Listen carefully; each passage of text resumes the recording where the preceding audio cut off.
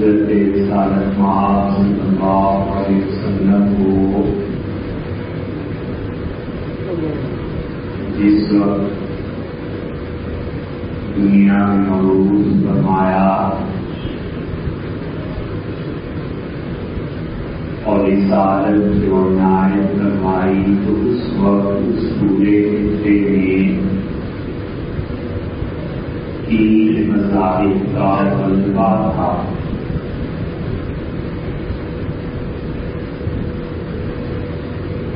ایک مذہب یہودیت کی اور یہودیوں کے بہت سے قبیلے مدینہ منورہ میں اور شام میں آباد تھے۔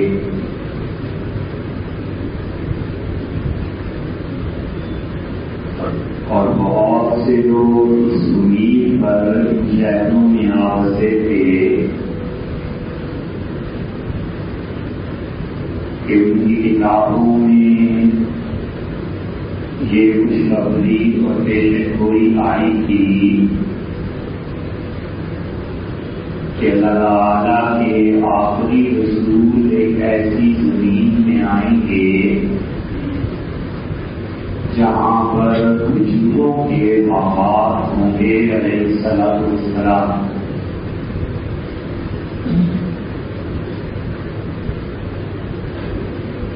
اور یہودیوں نے اس وجہ سے اپنے بچوں کے نام بھی محمد رکھے۔ اس امید سے کہ ان کا بیٹا شاید ایسا ہو جسے اللہ تعالیٰ نبوت سے سرفراز فرمائیں۔ اور اسی لیے حضرت سلمان فارسی رضی اللہ عنہ جب دین حق کی تلاش میں ایران سے نکلے تو وہ آخر کار شام میں پہنچے اور شام میں ایک یہودی نے انہیں بتایا کہ تم جس دین کی تلاش میں ہو اسی دین کی تلاش میں میں بھی ہوں، مگر اس دین کو بتانے والے نبی علیہ السلام ممکن ہے جب طرف میں آئیں۔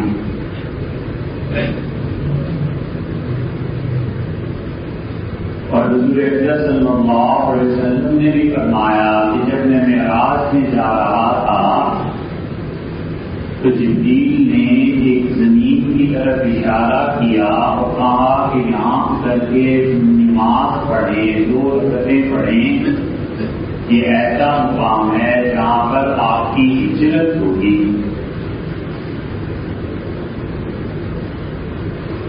اور دوسرا مذہب عربوں میں عیسائیت تھی، اور عیسائیت کا اتنا غلبہ تھا کہ یہ جو مکہ ہے یہ بہت بڑا راستہ تھا عیسائیوں کے لیے۔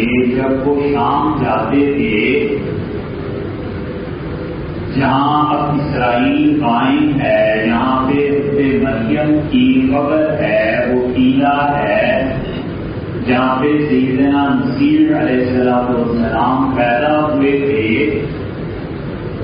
اور عیسائی اس قلعے کے متعلق بتاتے ہیں وہ بالکل درست ہے، کیونکہ رسول اللہ صلی اللہ علیہ وسلم جب معراج میں جا رہے تھے تو جبریل امین نے اسی قلعے پہ آپ کو اتارا اور کہا کہ یہاں 2 رکعتیں پڑھیں، یہاں آپ کے بھائی عیسیٰ علیہ السلام پیدا ہوئے تھے۔ تو عیسائی جب سفر کرتے تھے تو وہ یہ راستہ اختیار کرتے تھے مدینہ منورہ سے جب چلتے تھے، اور یہ اتنا قریب راستہ تھا کہ اس تورات میں اس کا ذکر آتا ہے، اور تورات میں اصل لفظ آیا تھا مکہ، کہ مکہ کا راستہ۔ اور اللہ تعالیٰ نے قرآن میں بھی یہ کہا ہے کہ اس گھر کا حج کرو بے پکا، جو کہ پکا میں ہے. پکا اور مکہ دونوں ایک ہی بات ہے. مکہ میم سے شروع ہوا اور پکا بے سے شروع ہوا، تو بات تو ایک ہی ہے. اب جب اولاد میں تعریف ہوئی تو انہوں نے اسے کہا وادی پکا. پکا والی وادی کی بجائے انہوں نے اس لفظ کو یہ ترجمہ کر دیا کہ اس وادی میں جاؤ جو بکا کی وادی ہے. پکا اور بکا، بکا کا مطلب رونا دھونا، اور مراد اس سے یہ لے لی کہ اس سے مراد بیت المقدس ہے کہ وہاں آ کر لوگ روتے دھوتے تھے. لیکن عیسائیت اتنی زیادہ غالب تھی کہ رسول اکرم صلی اللہ علیہ وسلم نے جب مکہ فتح کیا تو جو بت وہاں سے نکالے گئے ان میں وہ مشہور بت بھی ہے جو آپ کہیں بھی یورپ کا سفر کریں، کہیں بھی عام گرجوں میں جائیں تو آپ دیکھیں گے کہ عورت نے ایک بچے کو گود میں اٹھا رکھا ہے. تو یہ بت وہاں بھی اندر تھا. عیسیٰ علیہ السلام کو ان کی والدہ ماجدہ مریم سلام اللہ علیہا نے گود میں اٹھا رکھا ہے. یہ بت وہاں بھی تھا. اور تیسرا مطلب مشرکین کا تھا، اور وہ بیت اللہ پہ قبضہ اور بیت اللہ کی سارے مراسم کی ادائیگی اور اس ابراہیم علیہ السلام کی اولاد میں ہونے کا شرط الگ.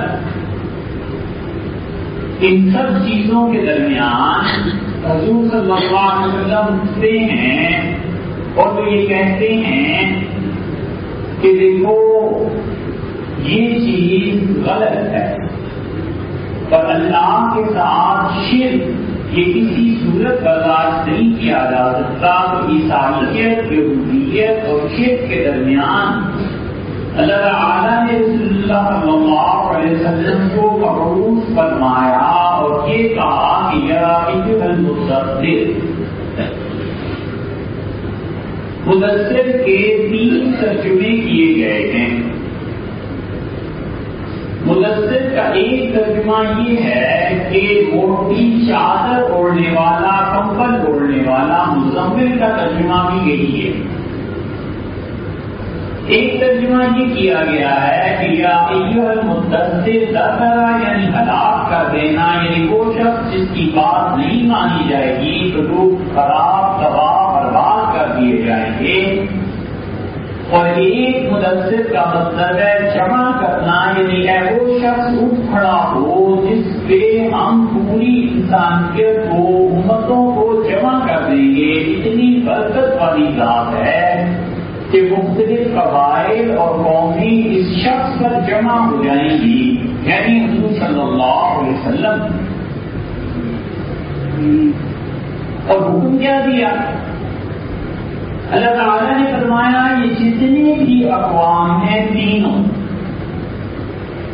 ان تینوں کے ساتھ جب بھی بحث مباحثے کی ضرورت پیش آئے جادلہم باللتی ہی احسن، تو آپ ان کے ساتھ بحث کیجیے ایسے طریقے پر جو بہت اچھا ہو.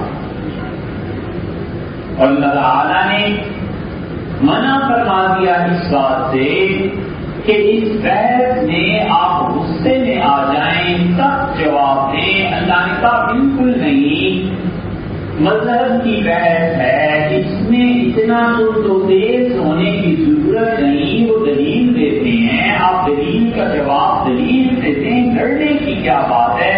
جادل ہوں، اور اگر لڑنے کی نوبت بھی آ جاتی ہے یا احسن تو سب سے اچھا طریقہ جو ہے اس کو اختیار کیجیے، بجائے اس کے کہ مذہب کے نام پر لڑا جائے اور مذہب کے نام پر غصے کا استعمال کیا جائے. تحمل سے کام لیا جائے، صبر سے کام لیا جائے.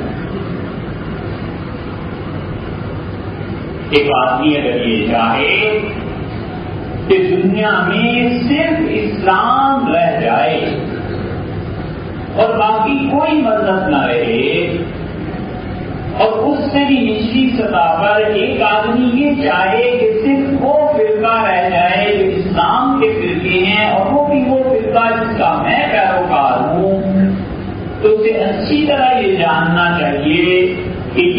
اختلافات کبھی ختم نہیں ہو سکتے.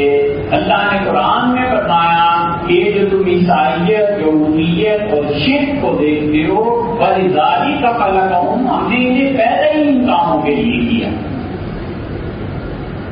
اور اللہ نے فرمایا کہ اگر ہمیں جبر کرنا مقصود ہوتا وَلَوْ شَاءَ اللَّهُ، تو اللہ اگر یہ چاہتا لَهَدَاهُمْ أَجْمَعِينَ، تو عیسائیت، یہودیت، شرک رہتے ہی نہ، ہم سب کو ہدایت نہ دے دیتے.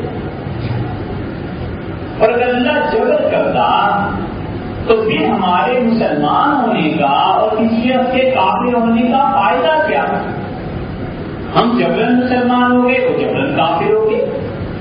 اللہ نے فرمایا ہم نے اختیار دیا ہے، اور منع جس چیز سے کیا وہ یہ چیز تھی کہ مذہب کے نام پر غصہ اور مذہب کے نام پر اس غصے میں لوگوں کی تذلیل کرنا اور لوگوں کو خراب کرنا اور حتیٰ کے لوگوں گالم گلوچ سے اوپر چڑھ کے قتل تک پہنچ جائے. اللہ نے منع کر دیا. اللہ نے فرمایا زیادہ سے زیادہ جو بات تم کر سکتے ہو زبان سے اور دلیل سے، پیدا خالقہم الجاہلون، اور جو جاہل ہے تمہاری دلیل کو نہیں مانتا، قالوا سلاما، اللہ نے فرمایا وہ سلام کر کے الگ ہو جاتے ہیں. کہتے ہیں بھائی تم اپنے کام کرتے رہو، ہمیں اپنے کام کے لیے آزادی دے دو، کوئی جھگڑا نہیں.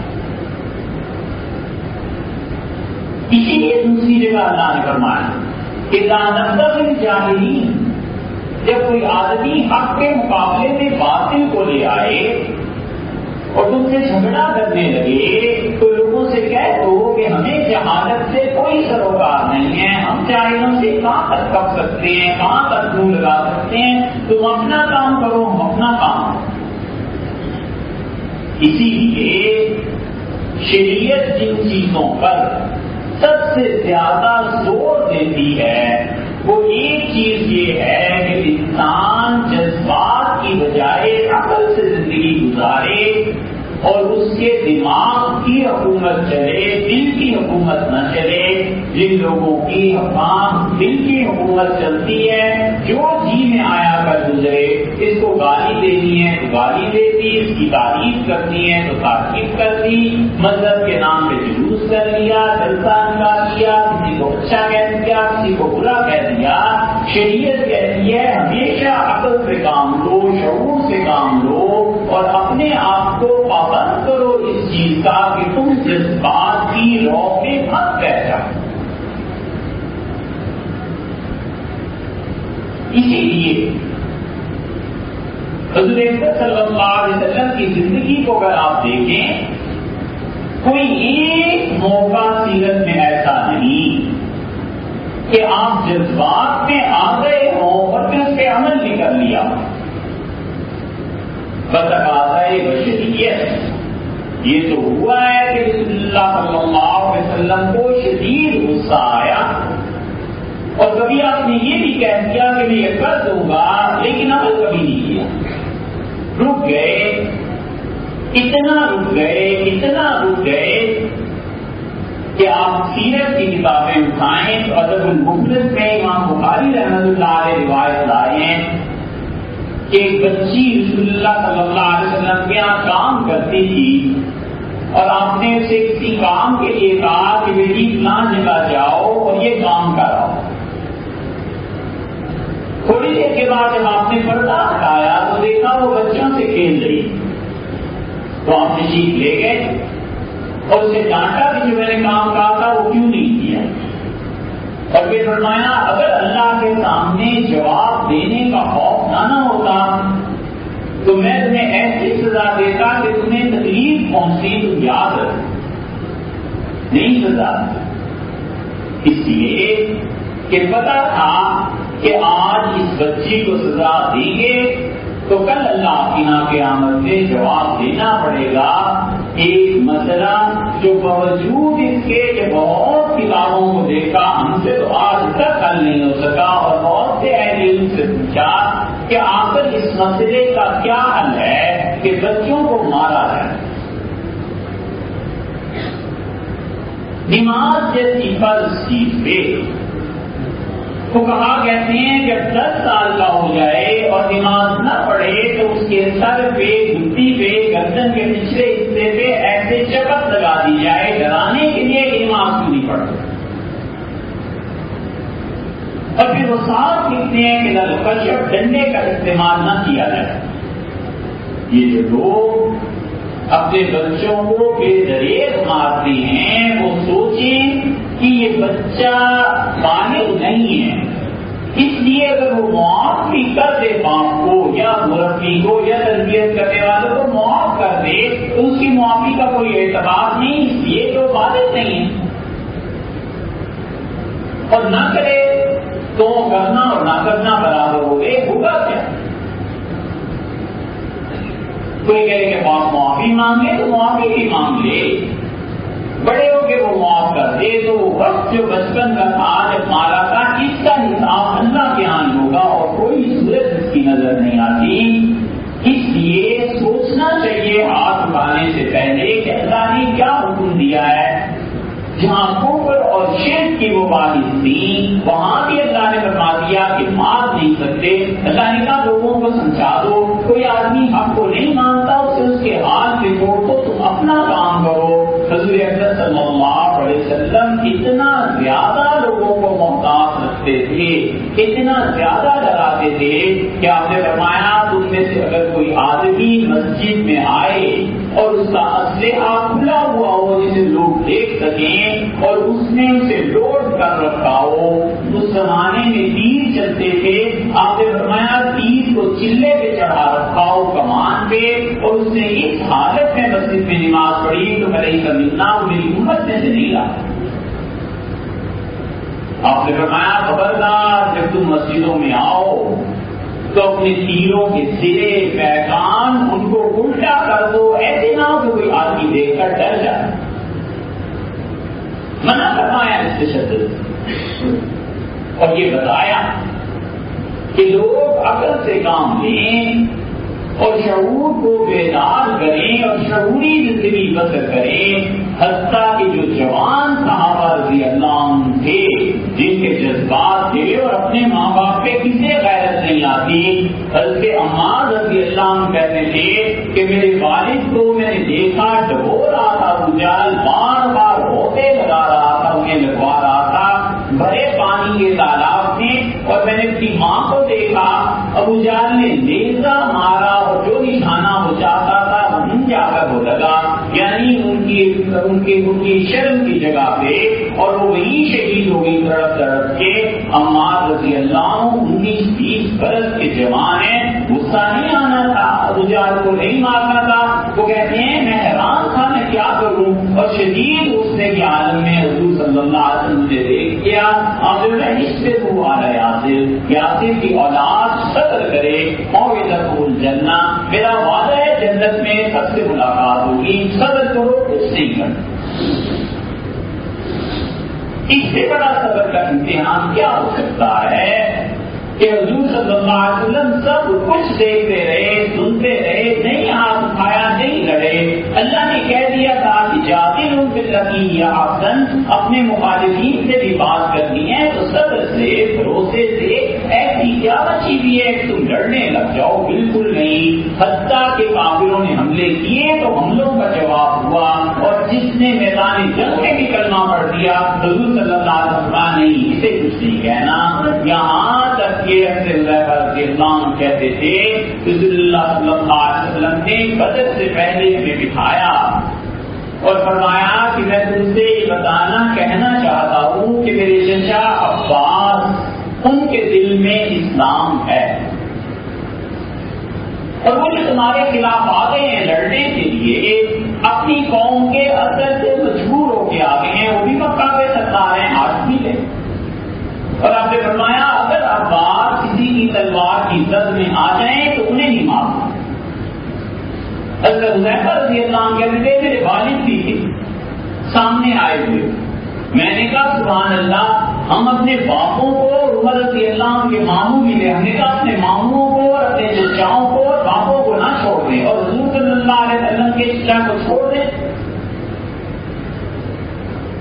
اور کہتے تھے رسول اللہ صلی اللہ علیہ وسلم خاموش مجھے دیکھتے رہے اور فرماتے تھے مجھے اتنی ندامت اتنی شرمندگی ہے اس جملے پہ کہ میں نے اس وقت جنگ کے بعد معافی مانگی کہ میں اپنی عمر کی وجہ سے یہ سب جملہ کہہ گیا تھا اور ساری زندگی میں نے روزے رکھے ہیں، نفل پڑھے ہیں، غلام آزاد کیے ہیں، اللہ سے اس ڈر میں کہ قیامت کے اس جملے کا پکڑ نہ ہو جائے، مگر ہم نے رسول اللہ صلی اللہ علیہ وسلم کو کچھ نہیں کہا، منع فرما دیا تھا۔ تو جس کے دل میں ہی اسلام ہے اور اظہار نہیں کیا اس کے متعلق بھی فرما دیا کہ خبردار اس کے ہاتھ نہیں کھانا۔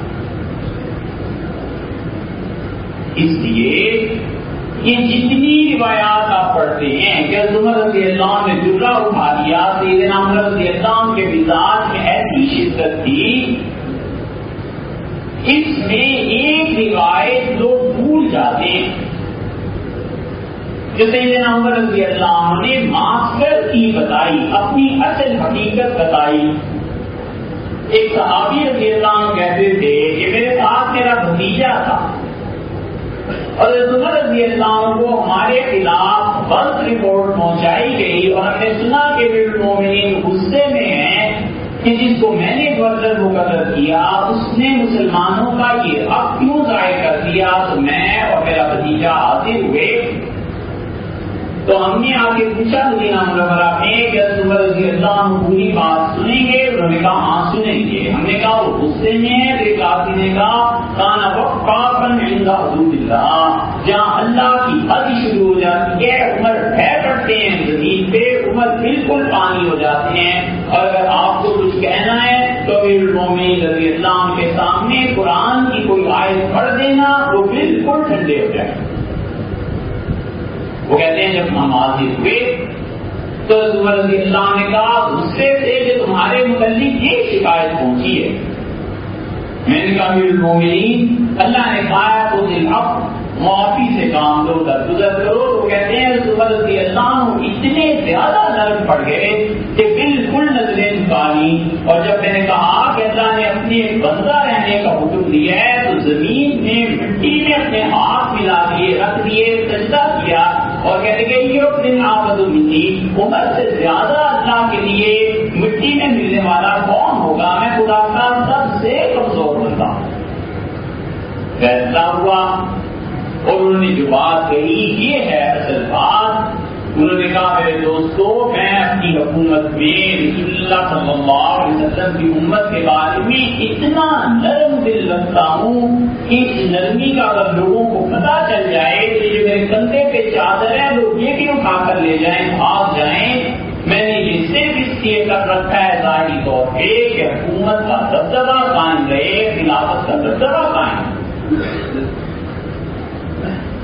اسی لیے سیدنا عمر رضی اللہ عنہ آئے اور لوگ کھڑے ہوئے اس سے ملنے کے لیے، اور سعد رضی اللہ عنہ بیٹھے رہے۔ حالانکہ سعد رسول اللہ صلی اللہ علیہ وسلم کے ماموں تھے، عشرہ مبشرہ میں سے تھے، بڑے فضائل اور مناقب ہیں ان کے۔ حضرت عمر رضی اللہ عنہ کو اتنے عزیز تھے کہ انہوں نے صرف ایک شخص کی سفارش کی کہ خلافت میرے بعد اگر کسی کو ملے تو انہوں نے کہا کہ اگر تم میرے بعد سعد کو خلافت دو تو اس کے اہل ہیں، اور جو میں نے انہیں کوفہ سے ہٹا دیا تھا تو تم یہ نہ سمجھنا کہ وہ اہل نہیں تھے، سعد ہر طرح سے حکومت کے اہل تھے، کوفہ والے اس قابل نہیں تھے کہ اتنی بڑی شخصیت ان کی حکمران بنائی جائے۔ سعد رضی اللہ عنہ کہتے تھے امیر المومنین تشریف لائے، سب لوگ کھڑے ہو کے ملے اور میں بیٹھا رہا۔ حضرت عمر رضی اللہ عنہ نے اپنا دوسرا میرے کندھے پہ مارا اور فرمایا کہ سعد کو اگر امیر المومنین اور خلافت کا احترام نہیں ہے تو امیر المومنین اور حکومت کو سعد کی بھی کوئی ضرورت نہیں۔ سعد رضی اللہ عنہ کہتے تھے مجھے آگاہ کیا کہ جب کوئی بڑا آتا ہے انتظامی امور ہوتے ہیں تو بڑوں کی تعظیم کرنی چاہیے، اگر چھوٹوں کو ایسے ہی چھوڑ دیں کہ ان کی نظر میں چھوٹے بڑے کی کوئی تعظیم ادب احترام نہ رہے تو آپ خود سوچیے کہ سوسائٹی کیسے چلے گی، معاشرہ کیسے چلے گا۔ اس لیے عمر رضی اللہ عنہ کہتے تھے کہ میں اتنا نرم ہوں در حقیقت کہ لوگ میرے کندھے کی چادر اتار کے لے جائیں، میں جو کچھ کرتا ہوں اس لیے کہ حکومت کا دبدبہ قائم رہے، ووٹ قائم۔ اس لیے جن خصلتوں پہ قابو پانا ضروری ہے ان میں سے ایک غصے کی عادت ہے. آدمی محنت کرے، کام کرے اور غصے پہ اتنا قابو پائے کہ مصنوعی طور پر اپنے اوپر غصہ طاری کرنا پڑے. کبھی بھی ایسے نہیں ہونا چاہیے کہ آدمی کو بے اختیار غصہ آ جائے. اصل حقیقت تو یہ، اور کبھی بے اختیار غصہ آ جائے تو اس کو نافذ تو بالکل نہ کرے. اور طبیعت میں اتنا ٹھہراؤ ہونا چاہیے، اتنا ٹھنڈا مزاج ہونا چاہیے کہ جہاں پر غصے کی ضرورت ہے تربیت کے لیے، ادب کے لیے، ڈانٹنے کے لیے، جھاڑنے کے لیے، بچوں کو، کاریگروں کو، اپنے چھوٹوں کو، وہاں مصنوعی طور پر اپنے آپ پہ غصہ لاگو کرنا پڑے، مصنوعی طور پر ایسی شکل بنانی پڑے کہ مجھے غصہ آ گیا ہے، وگرنہ غصے کو ختم کر دینا چاہیے. اس کا انجام سوائے نظامت کے کچھ. معروم رحمۃ اللہ علیہ نے مصنوعی میں ایک بات کہی ہے، اور وہ ایسی بات ہے جو غور کرنے سے سمجھ میں آتی ہے لیکن حقیقت میں انسانیت ہوئی. معروم ایک شعر میں کہتے ہیں کہ آدمی اس وقت بالغ ہوتا ہے جب گندگی اس کے جسم سے نکلتی ہے. ٹھیک ہے، آدمی اس وقت بالغ ہوتا ہے جب گندگی اس کے جسم سے نکلتی ہے، اور آدمی انسان اس وقت بنتا ہے جب گندے اخلاق سے نکلتا ہے. اس لیے جو شخص بھی غصے جیسی گندگی میں مبتلا ہے وہ بھی انسان نہیں بنا. انسان اس وقت بنے گا جب اس گندگی پہ قابو پائے اور اس سے نکلے. یہ چیزیں ہیں جو ہم سب کو بتاتی ہیں کہ شعور سے کام لیں، اپنے جذبات کو ختم کریں، غصے کو ختم کریں، لڑائی کو ختم کریں، اور اختلاف بھی ہو جائے تو اختلاف کو بیٹھ کے بات چیت کے ذریعے حل کریں. دوست نہ جمائے، جبر نہ کرے، لوگوں پہ ظلم نہ کرے، ورنہ اللہ کے ہاں یہ چیزیں قابل معاف ہو جاتے ہیں.